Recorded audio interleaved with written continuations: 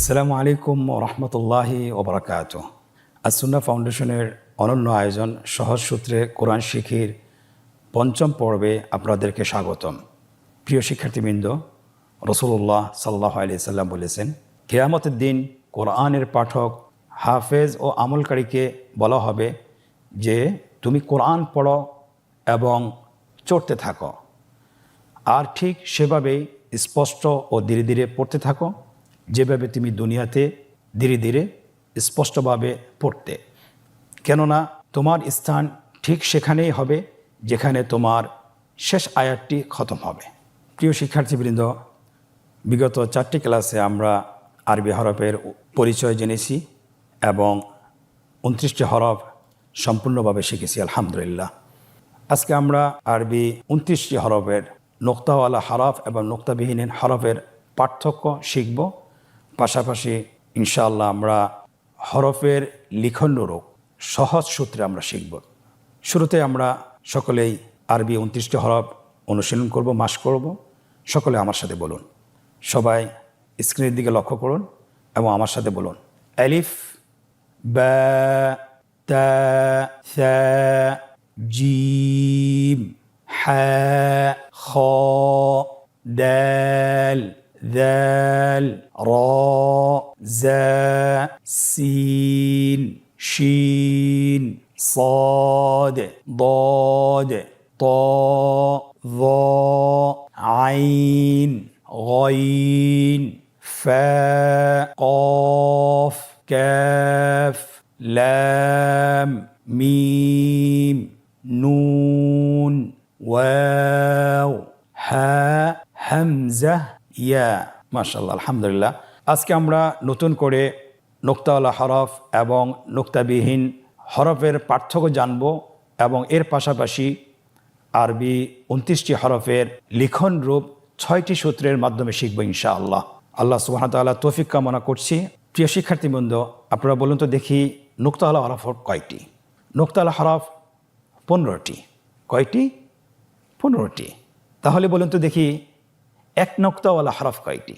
এক নোক্তাওয়ালা হরফ হলো 10টি। কি কি? আমার সাথে একবার অনুশীলন করুন। আপনারা হাতে গণনা করতে পারেন। বা, জিম, খ, দাল, জা, ضاد, ظاء, غين, ফা, নুন। আলহামদুলিল্লাহ, আমরা এক নোক্তা হরফ 10টি হরফ শিখেছি এবং জেনেছি। এখন আমরা জানব যে 2 নোক্তাওয়ালা হরফ কয়টি? 2 নোক্তাওয়ালা হরফ মাত্র 3টি। আপনারা আমার সাথে বলুন। তা, কফ, ইয়া। আলহামদুলিল্লাহ। এখন লাস্ট প্রকার 3 নোক্তাওয়ালা। 3 নোক্তাওয়ালা হরফ কয়টি? মাত্র 2টি। কি কি? আমার সাথে বলুন। সা, শিন। এখন আমরা নোক্তাবিহীন হরফগুলো জানবো এবং শিখব। আপনারা আমার সাথে বলুন। স্ক্রিনের দিকে লক্ষ্য করুন। নোক্তাবিহীন হরফ হলো 14টি। নোক্তাবিহীন হরফ কয়টি? 14টি। সকলে আমার সাথে বলুন। আলিফ, হা, দাল, রা, সিন, صاد, طاء, عين, كاف, لام, ميم, واو, হা, হামজা। আলহামদুলিল্লাহ, আমরা মোট 14টি হরফ নোক্তাবিহীন শিখেছি। প্রিয় মুসলিম ভাই বোনেরা, এখন আমরা শিখব আরবি হরফের লিখন রূপ। কত সহজে আমরা আরবি হরফগুলো লিখতে পারি, অর্থাৎ কয়টি সূত্র শিখলে আমরা সহজে আরবি হরফগুলো লিখতে পারবো। আপনারা স্ক্রিনের দিকে লক্ষ্য করুন। প্রথমে আমরা আলিফ আকৃতিতে আমরা লিখব বোর্ডে। মোট আলিফ 5টি জায়গায় লিখব। আপনারা দেখুন, আলিফ 5টি জায়গায় লেখা হয়েছে। প্রথমটি আলিফ, দ্বিতীয় আলিফে দেখেন শুধুমাত্র আমরা এটাকে মিম বানাবো। কিভাবে বানাবো? মিমের প্রথম অংশটা আমরা সংযুক্ত করে দেব, তাহলে মিম হয়ে যাবে। এরপরে দ্বিতীয় আলিফে আসুন, সেখানে আমাদেরকে ত বানাইতে হবে। তয়ের যে গোলাকৃতি বৃত্ত আছে সেটা আমরা জাস্ট এখানে যুক্ত করে দেব। দেখুন ত হয়ে গিয়েছে। তয়ের উপর একটা নোক্তা দিয়ে দিলে সেটা দয়া হয়ে যাচ্ছে। এরপরে পঞ্চম যেটি লাম, লাম আমরা কিভাবে লিখব? আলিফ দেওয়া আছে, জাস্ট নিচের থেকে গোলাকার করে উপরের দিকে আমরা রেখা টেনে নিয়ে আসবো, তাহলে লাম হয়ে গেল।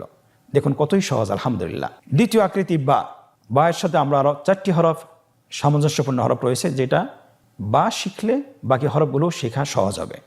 দেখুন আমরা এখানে 5টি বা হরফ লিখেছি, শুধুমাত্র বায়ের নিচের যে নোক্তাটা আমরা উঠিয়ে দিচ্ছি। তাহলে শুরুতে আমরা বা কিভাবে লিখব? নিচে একটা ফোঁটা দিতে হবে।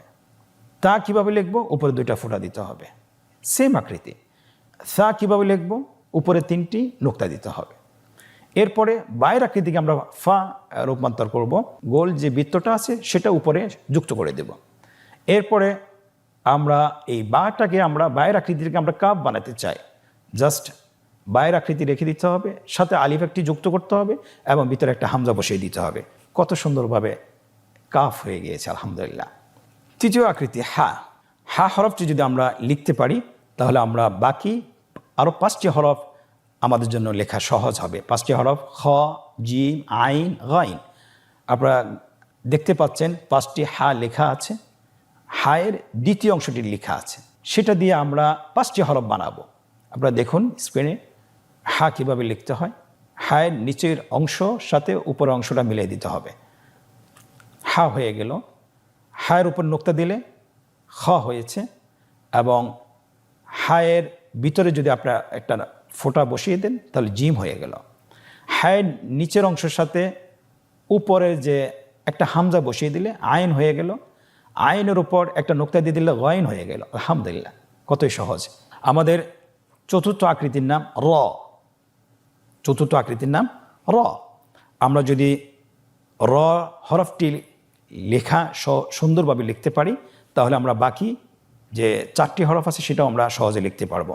আপনারা স্ক্রিনে লক্ষ্য করুন, আমরা 5টি জায়গায় 5টি গড়ে র লিখেছি। রটা লেখা সহজ। যা কিভাবে লিখব? রয়ের উপর একটি ফোঁটা বসিয়ে দিন, যা হয়ে গেল।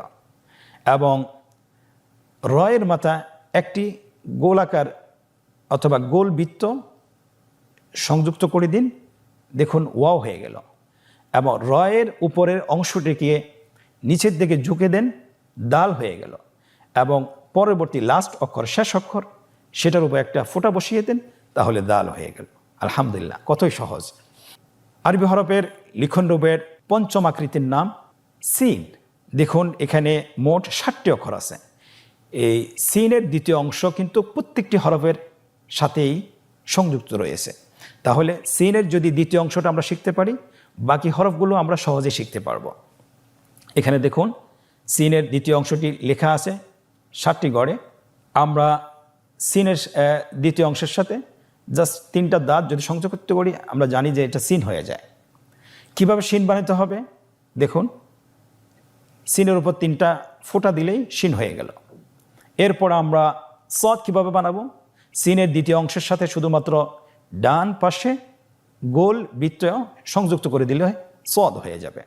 এরপরে সদকে আমরা কিভাবে দদ বানাবো? দেখুন সদের উপর একটা ফোঁটা বসিয়ে দিলে দদ হয়ে যাবে। এরপর আমরা সিনের যে দ্বিতীয় অংশটি আছে, দ্বিতীয় অংশটির মাঝখানে একটি ফোঁটা বসিয়ে দিলে সেটা নুন হয়ে যাবে।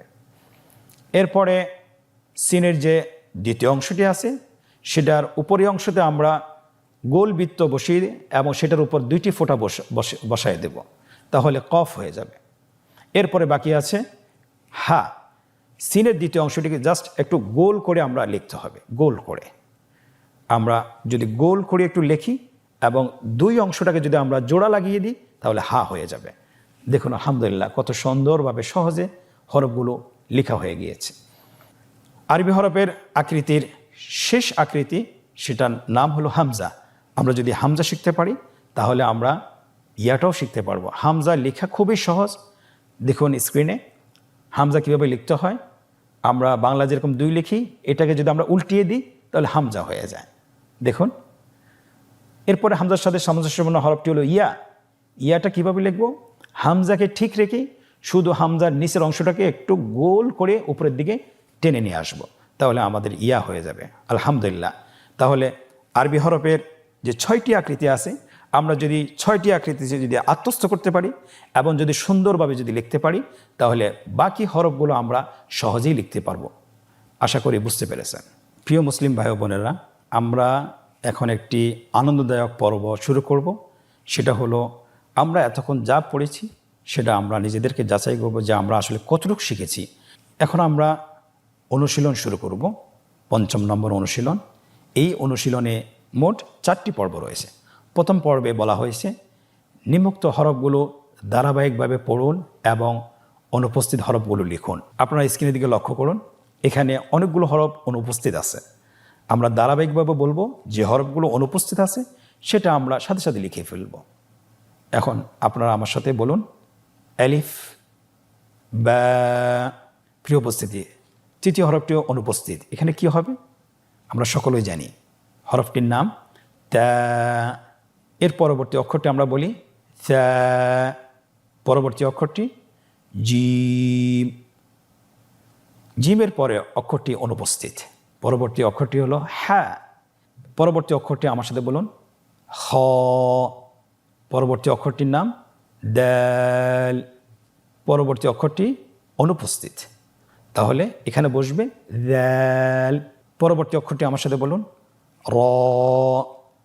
জা। আপনারা স্ক্রিনে দেখতে পাচ্ছেন পরবর্তী অক্ষরটি অনুপস্থিত, তাহলে জায়ের পরের অক্ষরটি কি হবে? সিন। সিন এবং শিন দুটি দেখতে একই রকম, শুধুমাত্র নোক্তার পার্থক্য রয়েছে। তাহলে শিন যেহেতু লেখা আছে, আপনি শিনের মতো একটি হরফ লিখুন এবং নোক্তাবিহীন লিখুন, তাহলে সিন হয়ে যাবে। সিন, শিন। শিনের পরবর্তী হরফটি কি হবে? সাদ, দাদ, ত। আমরা স্ক্রিনে দেখতে পাচ্ছি তয়ের পরবর্তী অক্ষরটি অনুপস্থিত। তয়ের পরবর্তী অক্ষরটি কি হবে আপনারা সবাই জানেন, বলুন, লিখুন এবং বলুন য, আইন, গইন। আমরা এখানেও দেখতে পাচ্ছি পরবর্তী অক্ষরটি অনুপস্থিত। গয়নের পরবর্তী অক্ষরটি কি আপনারা সবাই জানেন, ফা, কফ, কাফ। কাফের পরবর্তী অক্ষরটাও অনুপস্থিত, তাহলে অক্ষরটা কি হবে? আমরা জানি অক্ষরটি হবে লাম, মিম। এখানে আমরা দেখতে পাচ্ছি মিমের পরবর্তী অক্ষরটিও অনুপস্থিত, তাহলে মিমের পরবর্তী অক্ষরটি কি হবে? নুন, ওয়াও, হ্যাঁ। আমরা দেখতে পাচ্ছি স্ক্রিনে হায়ের পরবর্তী অক্ষরটি অনুপস্থিত, তাহলে হায়ের পরবর্তী অক্ষরটি কি হবে? হামজা। এবং শেষের অক্ষরটি হলো ইয়া। আলহামদুলিল্লাহ, আমরা আজকের অনুশীলনের প্রথম পর্বটি শেষ করেছি। দ্বিতীয় পর্বটি হলো যে রেখা টেনে একই উচ্চারণের স্থান হরফের সাথে মিল করুন। আমরা জানি আরবি হরফ 29টি, মাখরাজ 17টি। তো প্রত্যেকটি হরফের উচ্চারণের স্থান রয়েছে। আমরা ডান সাইডে হরফগুলো লিখে দিয়েছি এবং বাম সাইডেও হরফগুলো উচ্চারণের সাথে মিল রেখে বিচ্ছিন্নভাবে আমরা লিখেছি। আপনাকে যেটা করতে হবে, একই উচ্চারণের অক্ষরের সাথে হরফগুলো মিল করতে হবে। শুরুতে রয়েছে দ। স্ক্রিনের দিকে তাকান, দয়ের সাথে কিসের মিল আছে উচ্চারণের ক্ষেত্রে? দয়ের সাথে মিল রয়েছে সা। দেখুন রেখা টানা হয়েছে। গয়নের সাথে কোন হরফটি উচ্চারণ স্থানের মিল আছে? গয়নের সাথে মিল রয়েছে খ, রেখা টেনে মিল করা হচ্ছে। জিমের সাথে কোন হরফটির উচ্চারণ স্থানের সাথে মিল রয়েছে? জিমের সাথে মিল রয়েছে শিনের। জিমকে শিনের সাথে রেখা টেনে মিল করে দেন। পরবর্তী অক্ষরটি হলো জা। জায়ের সাথে কোন হরফটির উচ্চারণ স্থানের সাথে মিল রয়েছে? জায়ের সাথে মিল রয়েছে সদ। তাহলে আপনি জাকে সদের সাথে রেখা টেনে মিল করুন। স্ক্রিনে লক্ষ্য করুন, মিল করা হয়েছে। এর আজকের দ্বিতীয় পর্বের শেষ অক্ষরটি হলো হামজা। হামজার সাথে উচ্চারণ স্থানে কোন অক্ষরের সাথে মিল রয়েছে? হামজার সাথে মিল রয়েছে হা। অতএব হামজাকে হায়ের সাথে রেখা টেনে মিল করুন। আলহামদুলিল্লাহ, কত সহজেই সম্পন্ন করা হয়েছে। আজকের অনুশীলনের তৃতীয় পর্বটি হলো যে নোক্তাওয়ালা এবং নোক্তাবিহীন হরফগুলোকে পৃথকভাবে লিখতে হবে। হরফগুলি লিখে ফেলি, স্ক্রিনের দিকে লক্ষ্য করুন। নোক্তাওয়ালা হরফগুলো লেখা হচ্ছে, নোক্তাওয়ালা হরফ হলো 15টি। কি কি দেখুন স্ক্রিনে লেখা হচ্ছে: বা, তা, সা, জিম, হ। আলহামদুলিল্লাহ। এখন আমরা বাম পাশের যে বক্সটি রয়েছে সেখানে আমরা নোক্তাবিহীন হরফগুলো লিখে ফেলি। স্ক্রিনে লক্ষ্য করুন, হরফগুলো লেখা হচ্ছে। আলহামদুলিল্লাহ। আজকের পর্বতে আমরা আরবি হরফের নোক্তাওয়ালা এবং নোক্তাবিহীন হরফগুলোর পার্থক্য শিখেছি এবং এর পাশাপাশি আমরা আরবি হরফগুলো কত সহজে লেখা যায়, কয়টি সূত্রে লেখা যায় সেই সূত্রগুলোও শিখেছি এবং আমরা অনুশীলনও শেষ করেছি। আলহামদুলিল্লাহ। আপনারা বাসায় অবসর সময় পেলে অবশ্যই প্রত্যেক দিন কমপক্ষে 10 থেকে 20 মিনিট আপনারা অনুশীলন করবেন। আশা করি ইনশাআল্লাহ খুব সহজেই, খুব কম সময়ে আপনারা কোরআন পড়া শিখতে পারবেন বিইذনিল্লাহ। আল্লাহ সুবহানাহু ওয়া তাআলা আমাদের সকলকে তৌফিক দান করুন। হাদা ওয়াসাল্লাল্লাহু আলা খালিল মুহাম্মদ ওয়া আলা আলিহি ওয়া সাহবিহি আজমাইন। আজকে পঞ্চম পর্ব থেকে বিদায় নিচ্ছি। আল্লাহ হাফেজ। ইনশাআল্লাহ পরবর্তী পর্বে আবারও দেখা হচ্ছে। জাযাকুমুল্লাহ খায়র। আসসালামু আলাইকুম ওয়া রাহমাতুল্লাহি ওয়া বারাকাতুহু।